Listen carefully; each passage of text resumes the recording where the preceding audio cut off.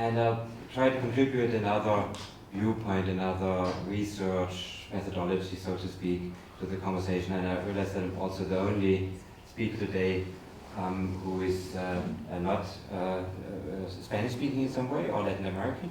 So in a way what I'm going to be doing is probably going to be quite complementary to Rodrigo, who was speaking about the magician, maybe about the methodology of the magician. What I'm proposing is curiosity, the audience, and the methodology for curiosity in a way.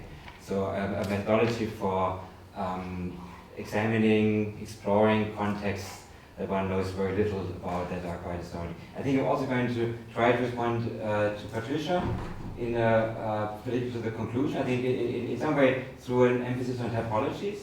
So house typologies that I think in Patricia's presentation were imposed in some way by European models that were appropriated or imposed or some way relocated Latin America, and also to the conclusion of modernity being a kind of shared enterprise between what one would now refer to as the global south and the North American European countries.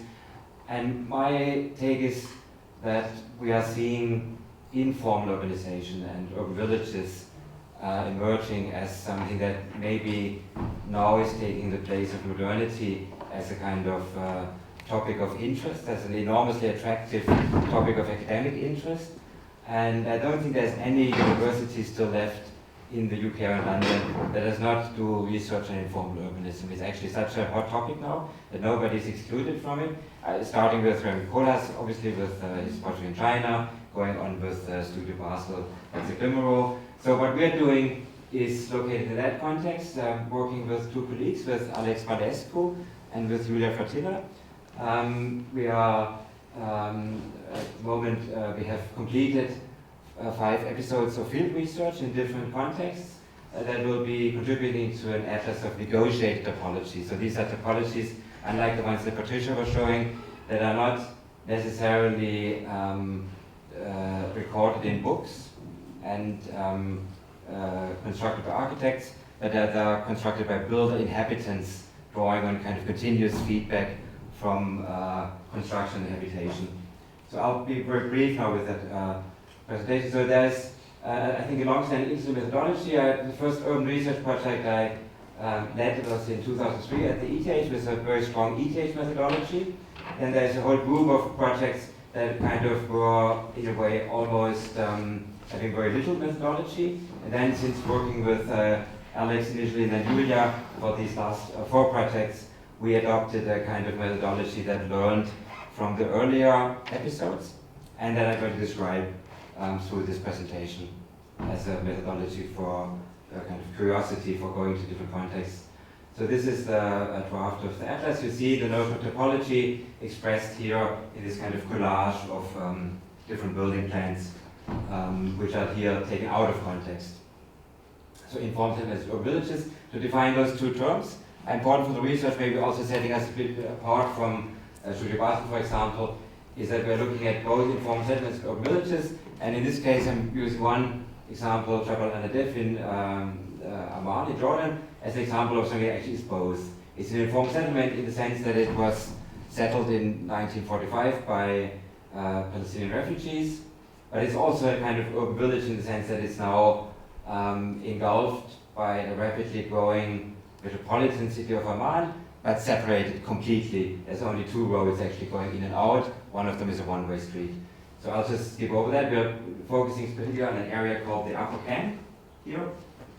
And I'll use this to explain methodology. So this is a view from across, looking at the hillside. So this is the Upper Camp, which we were examining in collaboration with the German Today University Amman and a team of 29 volunteers, not all of whom were architects. So this is the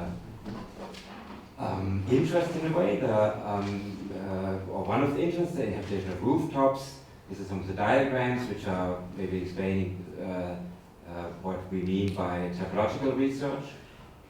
This is a topology of an alleyway, and this is an important instrument for us as a research tool drawing on Aldo Rossi's map of Zurich, which he made with his students in 1972, which is a stupendous piece of research where the students recorded all the floor plans of the entire Baroque city of Zurich, so the remit of the Baroque city.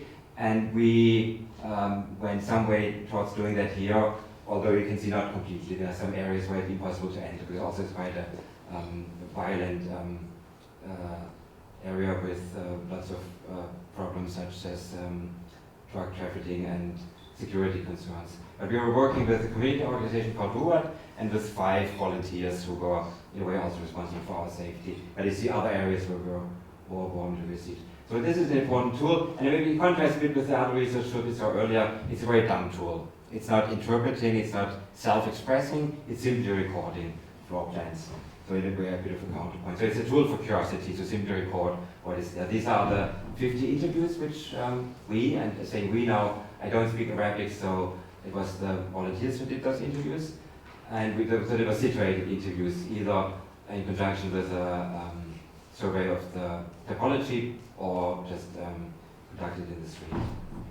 This is an example of an interview. You see some of our volunteers here interviewing that lady. I think there's a very big tradition of storytelling, so when I say interviews, they were not really semi-structured, they were probably almost completely unstructured, but, or maybe structured not by conventional interviewing methodologies, but rather by the native ability of the speakers as natural storytellers. So this is a typology, very compressed courtyard, and so I'm just showing it as a way that we are recording it both two-dimensionally and three-dimensionally in context, photographically, and you see the staircase here relating to this very, very tight courtyard, and so on.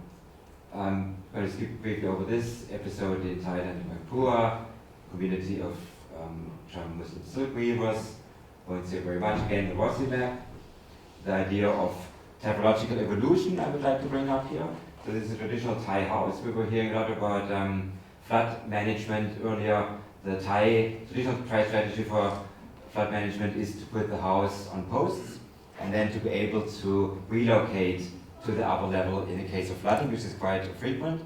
And during the summer and in the absence of flooding, that actually was a sheltered, shadowed area used for outdoor cooking and so on. And that has obviously now ceased because the rivers and canals are regulated, so this is a Thai house that's now transformed into something very hybrid, into what I would call a negotiated topology. It's negotiating lots of different industries, and it's self-constructed by builder inhabitants.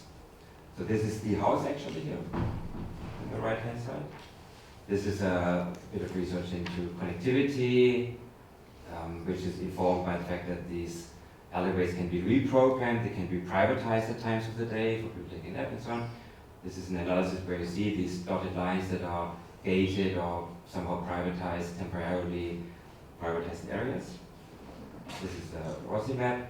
So to tie into Armando, who's actually on this photograph here, what brought us to Chile was the invitation by Armando, so thank you again very much for that, to study neighborhood Professor Centenario in Santiago with Armando's colleagues.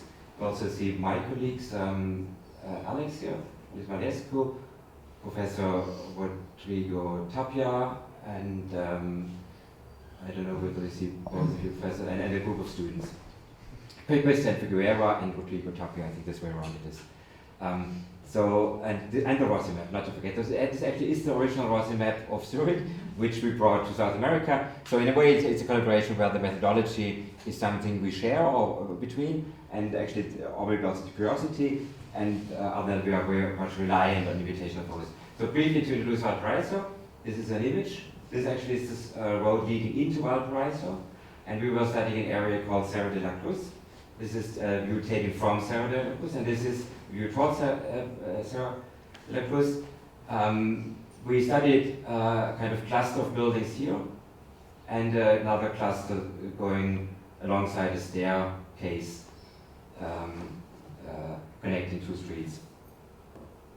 And we were doing that through, without students in this case, we were doing it through conducting surveys of 10 houses and interviewing those 10 families in that area. So this is the area, these are the houses, Senora Laura and all kinds of different people. We met and interviewed, and these are the house topologies. So it's not really a Rossi map because simply we didn't have the resource to be more comprehensive. This is our collaborator, Andrea Pino, who alongside with Laura Ojeda we collaborate with, and she's interviewing, in this case actually, Signora Laura, who is living in this building, and has actually, she's widowed, and with her husband had constructed an addition that is kind of on top of the existing building, but in a very interesting way. So if you look at the floor plans, existing building, and the new building then is somehow straddling across. And so what I'm going to focus on, because it could be an endless presentation going through the mechanics of informal urbanization, also the way these typologies are constructed, I'm going to focus on an element called the gallery, which is a traditional element in Valparaiso, which was used to access multifamily homes traditionally, and I'm going to study a little, or show a little bit how that recurs in different contexts. How it's somehow created in this case as a veranda, as the end product of a process. In other cases, it's been the starting point of a process. So the idea, what do I mean by negotiated topology? The idea that it's not an architect designing this, but it's a remembered topology of the veranda, of the gallery, that is reconstructed by the people in the way that they self-construct their homes.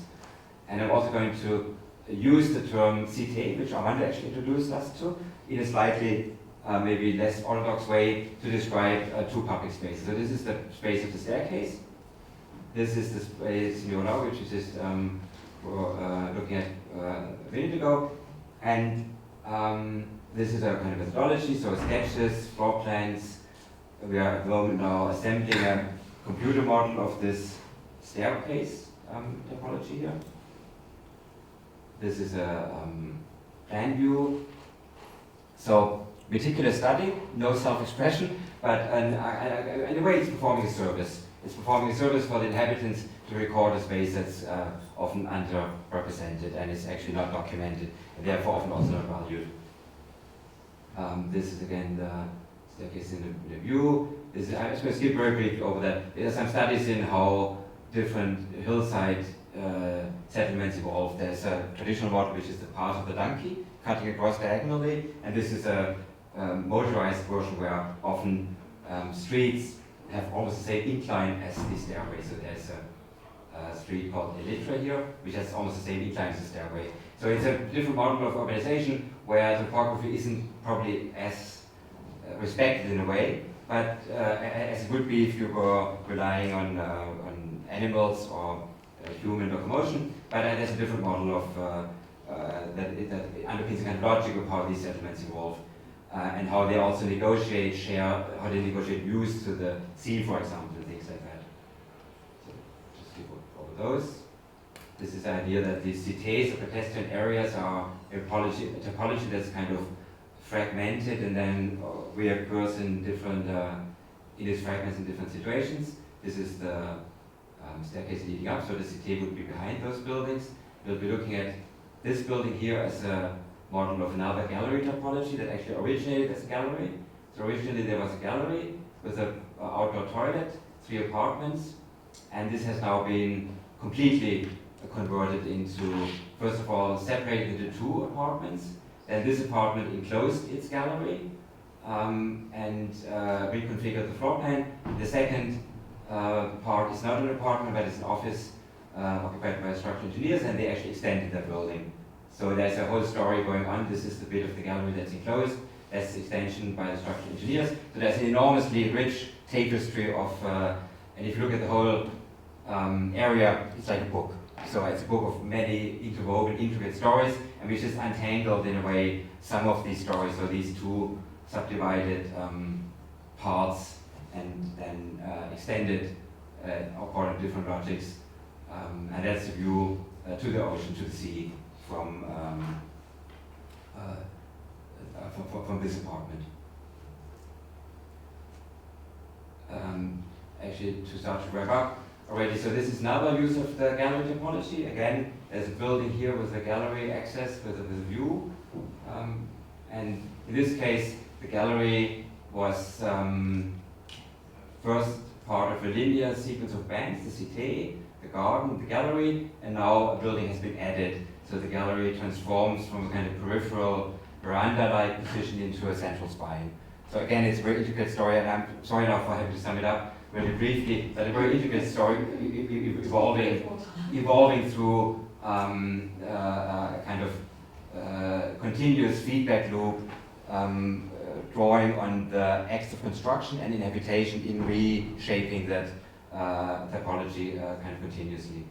So in a way, I think a very inverse process to the one Patricia was speaking about, where the typology would be drawing on a source that's defined by books, that's a kind of established historical typology. Here probably there is some reflection of that in terms of the gallery as again a kind of originary typology, but it's actually a remembered one. So it's not built by architects, but it's self-constructed, and people when they self-construct don't really invent that much. They usually draw on their own memories. So in this case it's the gallery. So this is, to come to the end, a collage of the different typologies found in Valparaiso. And there's again a whole story of, that's one which is looked at with the spine. You could group them according to matrices of interconnected chambers. This is a home inhabited by musicians. It's like an onion where you start with one cell and then you add layers. This is your Laura with her additional vertical extension and so on. So that's of course we are at the moment under what we are doing. And so this is something we perform in different contexts. So this is Bankura, again a different topology. These are typically very small units, starting with a kind of single room idea and evolving from there. And this is Chaparral This is maybe a bit too complex now to explain because those are refugees, so they draw on so many different cultural contexts. Some are Egyptians, some are Palestinians, Turtensians, Gypsies. So that's a very, very complex story to untangle, or very, very complex book to read in a way to try to retrace the sources of those typologies. And to end, so I'm also, aside from this research into informed abilities, I'm quite interested in diagrams and in the idea of, maybe provocative in this context, of reducing a very, very rich cultural story. And we saw now how these typologies are really the product of personal stories, of long histories, shared histories, personal histories. But on the other hand, I'm also quite interested in the idea of the diagram as an enormously reductive device, where you can actually use the diagram as a vehicle to kind of frame a conversation that is almost impossible to frame if you only rely on the narrative. So this is a kind of reductionist view. All citizens, so here in this corner we have Latin America, so there's Mexico City, which I've never been to Mexico, I'm very intrigued by Carlos' presentation. And so this is a footprint or fingerprint of part of Mexico City, which is probably, you can't find it anywhere else, but you might be able to relate it in a strange way to other cities. So I think in Brighton we have the lanes, I can't find them now somewhere, but I think there's a conversation going on between those fingerprints and footprints. And to even more reduce, one might even reduce that to a kind of conversation about purely rhythm and grid and extremely mathematical model where suddenly the whole world becomes a big spreadsheet with different rhythms and patterns. So maybe that's to describe the interest in actually both aspects, the kind of diagrammatic, slightly reductionist aspect, and also the aspect of trying to do full justice to the complexity of these stories unfolding, which I think are different from the European models Patricia was speaking about, that can be quite easily, or I didn't do that, but it would be possible probably to look at the model, the European model that gets adopted in terms of a building footprint, whereas in this case it's almost the opposite, that there's such a complexity that it's quite difficult to generate the source codes in a way, so this is an attempt at doing that.